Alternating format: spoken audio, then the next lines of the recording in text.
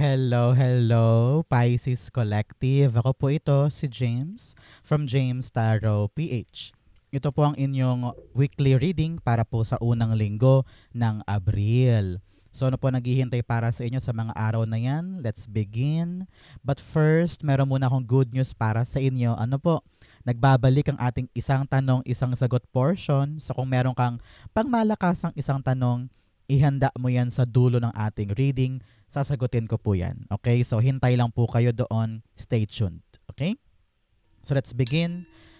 Holy Spirit, Spirit Guides, ibigay po natin kay Pisces ang mga mensaheng dapat nilang malaman for the week. Inhale and exhale your cards for the week. Siya nga pala, mga mahal kong Pisces, thank you po ha sa lahat po ng mga nagla-like, nagko-comment, saka po sa mga hindi nag-i-skip ng ads. Naku, napakalaking bagay po yan para sa akin. Every time po na meron tayong libreng reading para po sa inyo. So keep on liking, keep on commenting, and thank you po for not skipping the ads. Thank you, thank you, thank you. So, in the background of your reading, the Temperance card. Okay, ngayong linggong ito ay talagang panahon ng hard work. Hard work, Pisces. Tayo ay magpe-prepare, kikilos, gagalaw, hindi mawawaglit sa mga bagay na dapat nating gawin. Panahon to ng paggawa. Okay? Paggawa, likha, likha, likha. Because whatever you're trying to do now will really makes you stable sometime in the near future. Okay?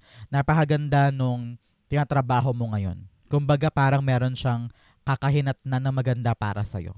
Hindi mauuwi sa wala ang pagod mo, ang kayod mo, ang sakripisyo mo, ang ginagawa mo. Okay? Makikita mo after a week or two, talaga namang merong magandang resulta itong nilalakad mo. So do not worry, do not back down, do not hesitate. Panahon to put the hard work para talaga namang maganap na yung gusto mo. Okay? Good for you. So, in your core energy, meron kang the Two of Swords. This week, pinapayuhan ka ng yung spirit guides, Pisces, to face the issue. Face the truth. Actionan yung dapat actionan. Mag-decide na daw. Okay? Meron kang mga bagay na pilit mong iniiwasan, tinatakbuhan, dinedelay. Kasi nga feeling mo hindi ka pa ready to take on the challenge o hindi ka pa ready with the responsibility na kaakibat ng choice. No? Pero ngayong buong linggong ito, pinapayuhan ka na. Upuan na natin to, trabahuhin na natin, mag-decide na tayo para makalarga na yung dapat makalarga sa buhay natin. Okay? Two of Swords, the Eight of Swords. Yes, nahihirapan kang mag-decide. Iniisip mo baka hindi ko pa kaya, baka hindi pa ako marunong, baka hindi pa enough yung ability ko, baka mapurnada, baka mag-fail, baka magkamali ako, hindi pa ako ready, wag na lang muna. So, you are delaying something because feeling mo nakakulong ka pa or nakatali ka pa sa isa, kaya parang you can't move, parang ganyan. So, your spirit guides are telling you, kayang-kaya mong kumawala sa stuck energy na yan o sa stuck situation na yan. May paraan ka. Ang kailangan mo ngayon, buksan ang puso, buksan ang isip para sa tamang choice na makabuti para sa'yo nang sa ganun makawala ka na sa ganyang sitwasyon. Okay? You can do it. Kayang-kaya mo yan. So, Pisces, ano ba itong mga hinahangad mo na mangyari this first week of April? I-comment mo na yan sa baba. Idasal na natin, i-manifest na natin para mag-arrive para sa'yo. Okay? In the area of what you need to focus on, the Eight of Cups. Panahon talaga to para iwanan na yung comfort zone natin.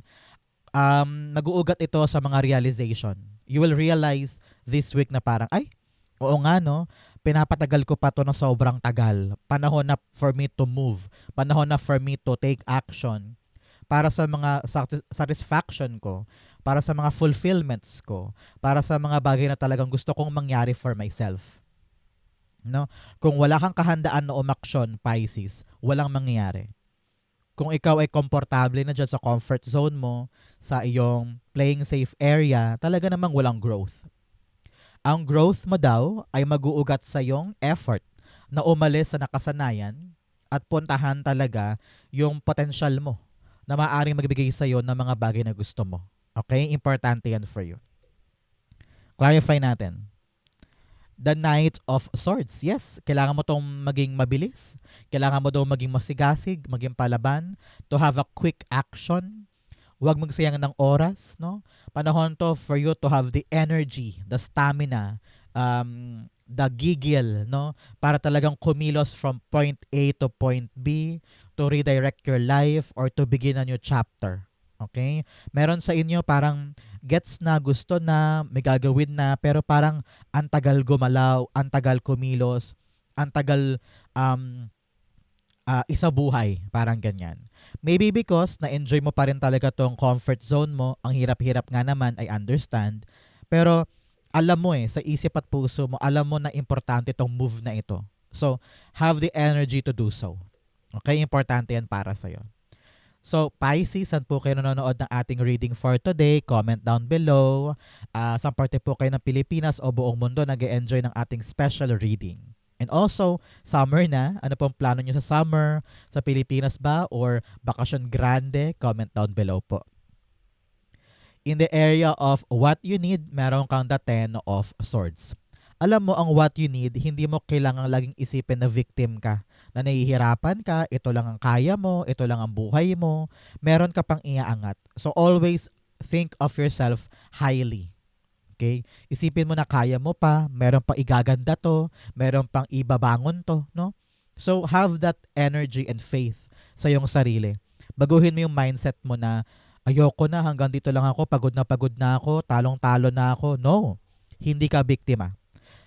Remove that victim mentality in your mind. And always believe na meron pa akong maaabot. Meron pa tong igaganda. Meron pa tong ikakabuti. Kaya ko pang umakyat. Kaya ko pang humakbang. Ganyan. If you have that mindset, walang makakapigil sa'yo. Okay? Ten of Swords. The Chariot card. Yes. Tinan mo naman. Dalawang opposite cards. Ten of Swords, talaga nakahiga ka na lang dyan, nakabinbin, walang magalawan, no? Walang magawa. Pero heto si Chariot card, sinasabi niya na abante, abante, abante. What you need now is movement. Pagkilos, pag-andar. At huwag nang tambayan pa yung mga kalugmukan or kasawi ang palad mo before. Kasi hindi makakatulong para sa advancement ng life mo. Umiikot ang mundo, hindi ka daw niya hihintayin. Kaya you need to make a move and you need to show the people na kaya mong tahakin yung landas na maaaring magpaunlad sa'yo. So now is the right time for you to move, to begin, to start, to have a fighting spirit na itong bagong laban ko, ipapanalo ko. Okay? Importante yan for you. In the area of what's affecting your current energy, meron kang the Seven of Swords. Iwas ka ng iwas sa issue, Pisces. Iniiwasan mong harapin ito, iniiwasan mong, well, siguro hindi mo gets na iniiwasan mo siya dahil marami kang dahilan. Halimbawa, ay hindi ko pa kaya kasi may ganito pa akong ginagawa. Ay puno pa schedule ko. Ay kulang pa ako ng libro. Ay kulang pa ako ng gamit. Ay hindi ko pa magagawa yan kasi busy pa ako dyan. Mga ganyan. Yun yung mga factor ng pag-iwas. Pero hindi mo siya naiisip as pag-iwas dahil marami kang logical na dahilan, di ba? Pero in reality, pag-iwas yon.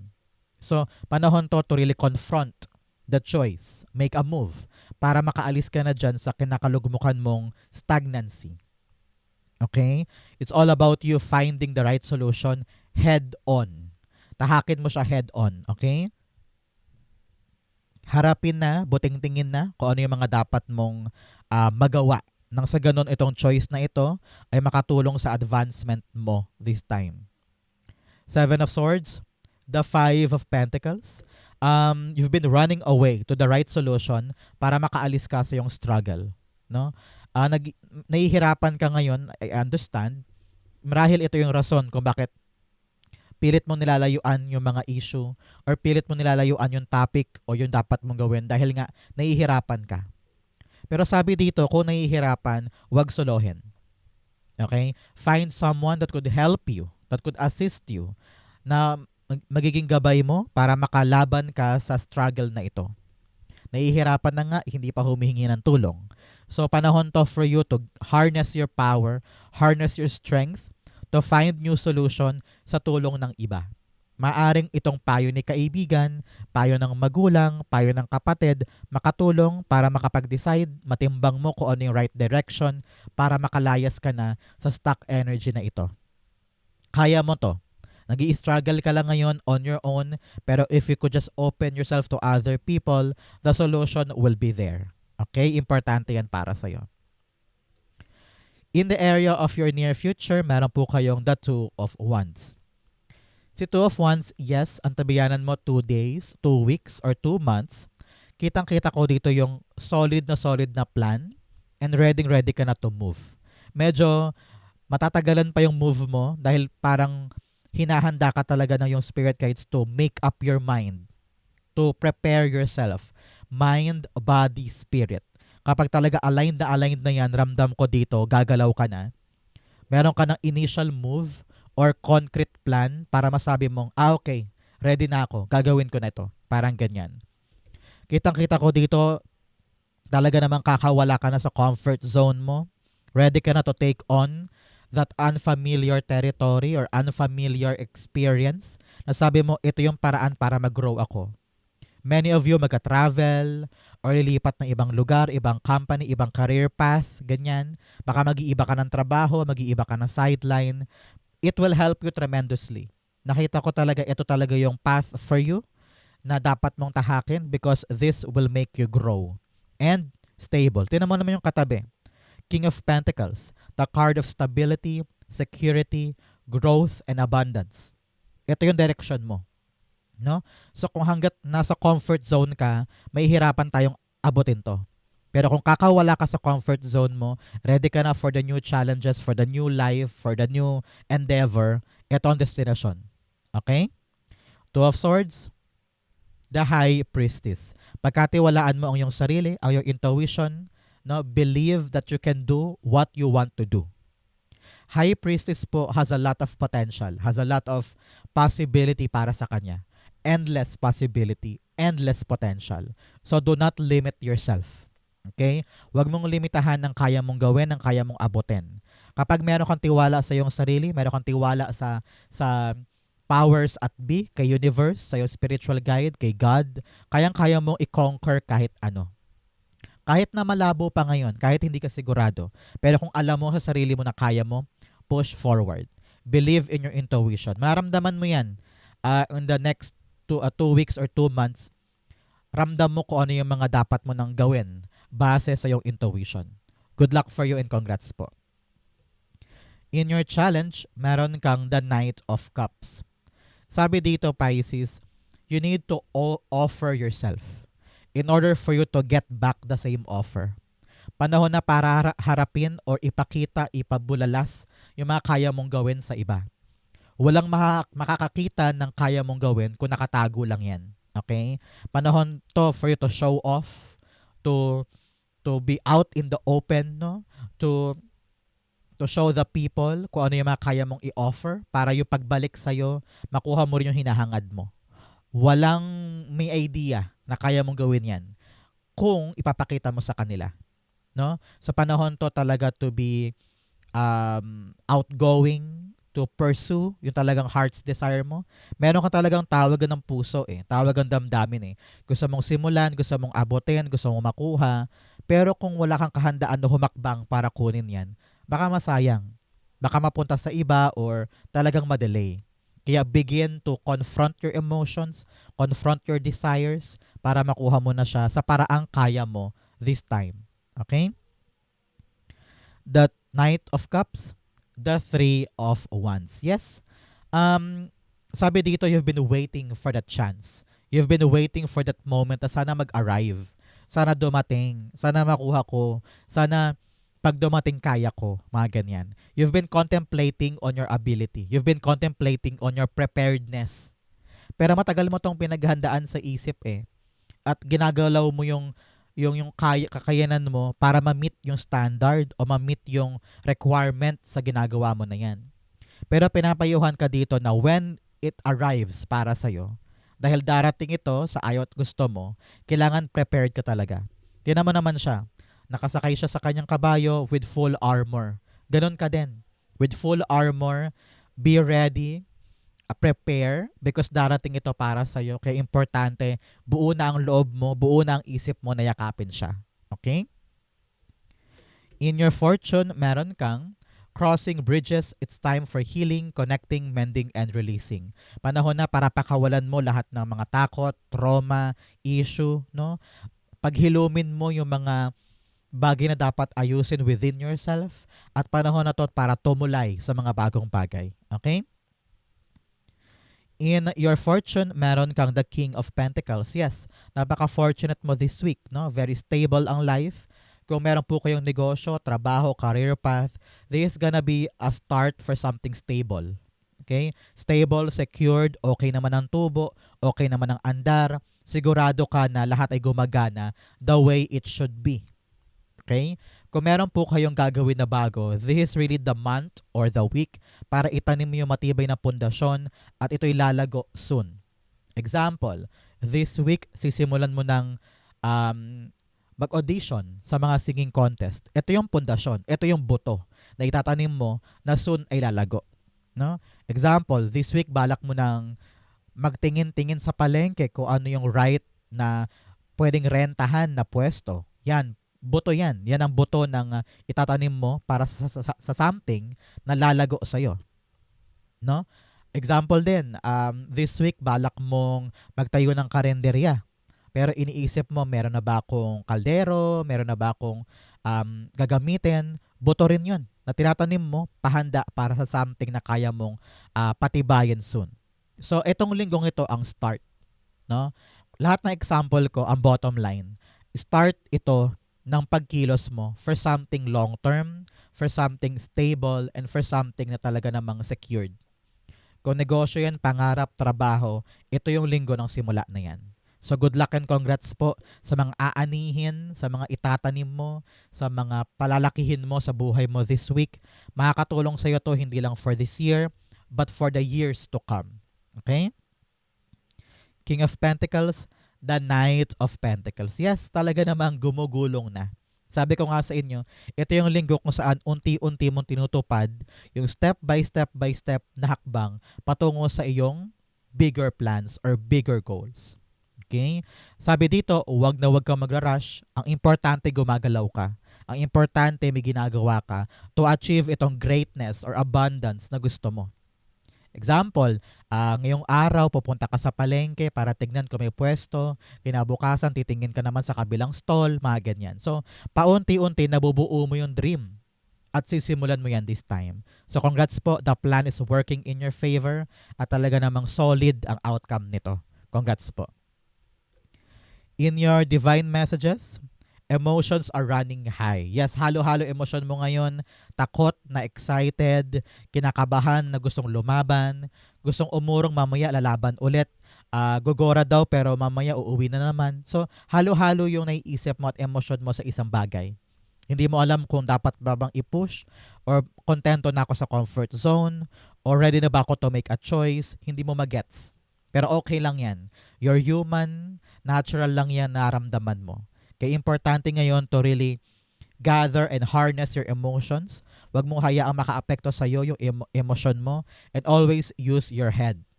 Mas importante utak ang pinapairal kaysa emosyon para tama ang hakbang. Especially here, with the Hanged Man in your divine messages. Panahon to para mag-stop muna for the day. Okay? While we're talking, siguro ito yung araw na just stand still. O kaya maupo ka sa garden mo, maupo ka sa kwarto mo, kung saan ka komportable, and reevaluate what you want to do. Panahon to para huminto panandalian, no? Para isipin na parang, teka, okay, now, feel ko na ready na akong gumalaw, ready na akong mag-move. Ano yung mga dapat kong ihanda? Ano yung mga dapat kong tahakin? Ano yung mga possible na problema na maaari kong ma-encounter? Ano yung potential ko ding solusyon doon? No? Kapag malawak ang isip mo sa mga dapat mong hakbangan, magiging madali sa iyo ang sumulong doon without delay. Okay? Walang delay, walang antala, walang asungot. Kaya importante ngayon pa lang while we're talking, pinaghahandaan mo na lahat-lahat ng aspeto para pag sumuong ka na, wala nang abala. Okay? Kaya pag may mga time sa tenga ka o walang ginagawa, kunin mo yung pagkakataon na yan para mag-isip ng malala tungkol sa mga dapat mong asikasuhin. Dahil mas nakakapag-isip ka kapag relax ka, kapag wala kang ginagawa. Okay? Hangman, the Three of Swords. Si Three of Swords, naiintindihan ng yung spirit guides na marami ka pa ring trauma or baggages or mga sakit na iniinda from the past. Mga maaring heartbreak, rejections, disappointments, or mga trust issues, no? Iniisip mo, kaya ko ba talaga? Paano kung masaktan ako tulad dati? Your spirit guides are telling you, learn to heal from all your wounds. Sabi nga dito, time na for you to heal, connect, to mend, and release. So pakawalan mo na to and surrender all of your fear kay God. Sabi mo, God, gagawin ko lang po ito, no? Tulungan mo ko, ididiretso ko po ito, guide me. So if you have that, you're okay. Okay? Outcome mo yan, bigyan mo na kita ng fortune cards. You have dark man. Meron daw po ko yung lalaking moreno sa buhay mo. Moreno, maitim or itim ang buhok. May concern daw po sa kanya, kausapin mo. You have flute, disappointment in a friend or a lover. Medyo disappointed ka daw sa isang kaibigan o sa isang kaibigan, no? At panahon to para pag-usapan yung dapat pag-usapan. Learn to compromise, learn to have an harmonious relationship. Hindi daw madadaan sa galit or sa inis o sa irita yung mga dapat asikasuhin. Okay? You have success. Wow, i-claim mo to. Kung ano naman tong gagawin mo, success ka dito. Pero kailangan talaga baguhin natin, Pisces, yung mga dapat baguhin para talagang makatumbok ka tayo dito. You also have moon changes in your life. Yes, start na to na mga great changes, mga great powerful changes sa life mo. Congrats. Nagbabago na ang lahat at aakyat ka na sa ladder ng iyong success. Congrats po. Ang outcome ni Pisces for the first week of April, the Hierophant. Okay, Hierophant is all about you leveling up, no? Giving yourself the same commitment na kaya mong ibigay dito sa iyong pinagtatrabahuhan. Panahon to para manindigan, ilaan yung buong responsibility at obligasyon na gagawin mo to ano man ang mangyari. Tatapusin mo ano man ang mangyari, i-create mo ano man ang mangyari. Commitment is what you need this time. Okay? Narinig ko rin dito, very, very spiritual ka ngayon, puro kadasal, kumakapit ka talaga sa tulong ni God sa mga gagawin mo. You're asking for approval, you're asking for signs, ganyan din. Some of you ay naghihintay ng tawag, text, email, or hinihintay mo yung sign para talagang simulan na yung isang proyekto o simulan yung isang activity. Your spirit guides are telling you, may basbas ka ngayon para gawin yan.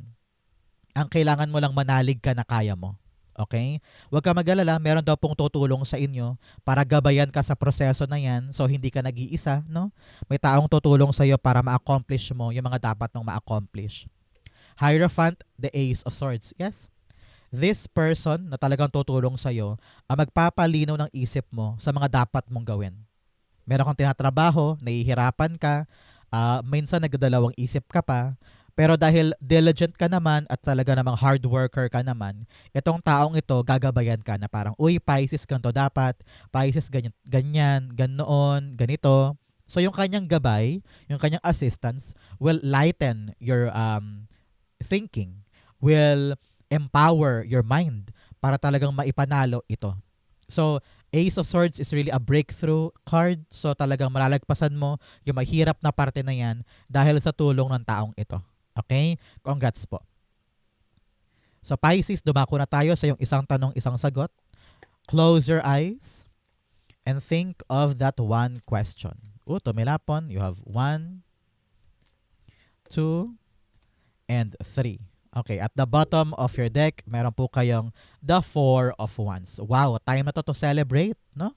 Kung ano man yung hinihintay mo na talaga namang hindi mo alam kung makukuha mo ba, nako, mag-celebrate ka na dahil meron kang rason para magbunyi, para magdiwang, para maging masaya dahil you're gonna reach that milestone. Okay? In your question, you have the 10 of Cups, the 3 of Wands, and the 4 of Swords. Sabi dito ng yung spirit guides, you need the help of the family na meron ka ngayon. Yung full support nila. Yung undivided or isang talagang hindi mapapatid na tiwala sa'yo ay makatulong para sumuong ka sa mga bagay na hinihintay mo. You've been waiting for this question na magkaroon ng sagot. Ano?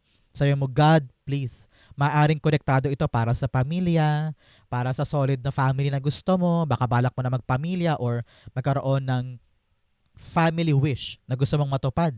And here you are. You're gonna be given that opportunity para suungin yon, para kunin yon at maganap sa reality ninyo. No? So ngayon, narinig ko talaga there's this answered prayer. Meron kang dinasal eh. Meron kang hinihiling kay God. Sabi mo, God, please, I want this to be solved. I want this to happen. Give it to me because kitang-kita mo yung kaligayahan na magbibigay nito sa'yo, sa pamilya mo, sa loved ones mo. Darating na siya. Okay? Kung ano yung tanong mo na yan, darating na siya. Kaya mapanatag ka na ngayon because the milestone is within reach and you will celebrate soon. Kung ang tanong mo ay yes or no, the answer is a big, big, big yes. Okay? Malaking bagay ito para sa'yo. Darating na ang magpapanatag sa'yo dahil marireach mong milestone and you're gonna be very, very, very happy soon. This is really a fortune after difficulty and a happily ever after story para sa'yo. Okay? Congrats po. Yan ang inyong isang tanong, isang sagot. Congratulations ulit, no? Ito rin po ang inyong first week of the April reading. Sana po naka-resonate kayo. Comment down below, babasahin ko po yan. Thank you, Holy Spirit, Spirit Guides, for the clarity and messages na dapat malaman ng mga Pisces this week. Thank you po for watching hanggang dulo. I love you. This has been James for James Tarot PH. God bless everybody.